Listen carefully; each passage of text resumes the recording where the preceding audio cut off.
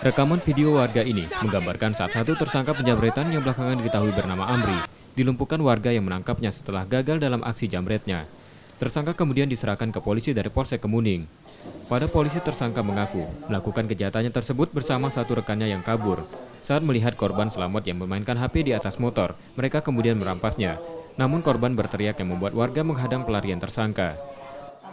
Satu tertangkap dan satu sempat melarikan diri. Jadi satu tersangka ini sudah kita amankan di Polsek Kemuning.